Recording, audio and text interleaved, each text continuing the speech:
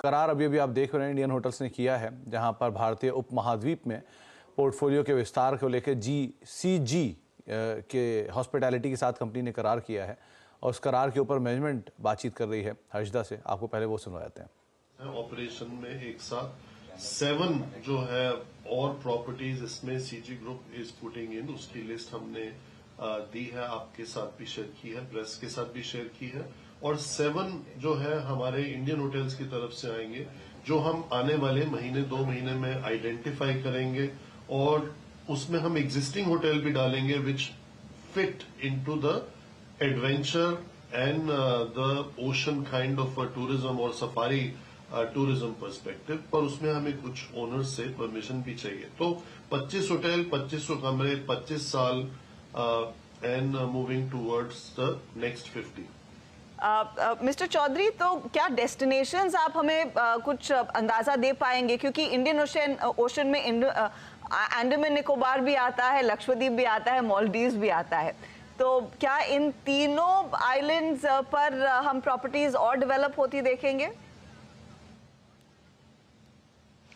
देखिए, सबसे पहले तो मैं फिर दोबारा एक्नॉलेज करना चाहूँगा कि 25 साल पहले हम लोगों ने जो सपना देखा था कि एक ऐसी कंपनी बनाई जाए जो कंपनी बियॉन्ड सार्क, बियॉन्ड एक ऐसे माहौल में गुजरे जैसे कि साउथ एशिया के अलावा एशियन सब कॉन्टिनेंट में अभी भी काफ़ी ऐसे डेस्टिनेशंस हैं जहाँ पर ताज को पहुँचाना है।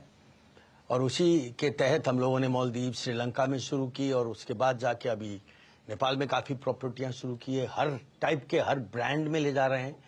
आपका जो सवाल है, हम सबसे पहले तो हम भूटान में जा रहे हैं। भूटान में इसी साल अक्टूबर तक में 2 नई property, probably they will be the best if not comparable to anything else that is operating there.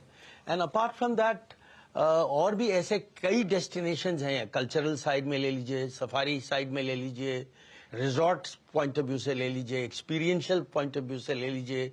इस रीजन में लक्षद्वीप और आपने जो आप सुन रहे इंडियन होटल्स की मैनेजमेंट को, और 7 नए होटल्स को और खोलने की योजना कंपनी की तरफ से है। इसके ऊपर और भी डिटेल में आप चर्चा थोड़ी देर में सुनेंगे भी, लेकिन अभी के लिए इंडियन होटल्स का स्टॉक जो है मोर लेस फ्लैट साइड पे कामकाज करता हुआ आपको दिखाई पड़ रहा है। प्रशांत सर, अब इंडिविजुअल कॉल्स, कहाँ पर आप बेट कर रहे हो, कौन कौन से स्टॉक्स पे आपने आज के लिए लॉन्ग या शॉर्ट रखे हैं? तो सुमित जी, काफी दिनों बाद इंफोसिस में एक बेस बनता हुआ नजर आ रहा है। टिपिकली मैंने एक देखा है कि ऑब्जर्वेशन है, कोई रूल नहीं, बट एक ऑब्जर्वेशन ये है कि निफ्टी आईटी जनरली फ्राइडे को एक अच्छी मूव देता है।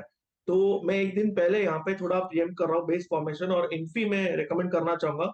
स्टॉप लॉस होगा 1425, 1425 स्पॉट, टारगेट होगा 1485, 1485 का। और नेक्स्ट पिक होगा ऑटो सेक्टर में टाटा मोटर्स। यहाँ मुझे लग रहा है कि स्टॉक काफी दिनों तक कंसोलिडेशन में रहा है और एक ब्रेकआउट हम एक्सपेक्ट कर सकते हैं। तो 1025 का स्टॉप लॉस, 1025, और टारगेट 1065, 1065 टू 1070 का रख सकते हैं। और नेक्स्ट पिक मेरी होगी एलआईसी हाउसिंग फाइनेंस। यहाँ पे एक अच्छे सपोर्ट से कल के सेशन में बाउंस नजर आया, मुझे लग रहा है कि एक पुल बैक कंटिन्यू हो सकता है। तो 625, 625 का स्टॉप लॉस रख के 665 का टारगेट 665। LIC हाउसिंग फाइनेंस 665 के टारगेट्स के लिए आप लॉन्ग साइड पर देखेंगे।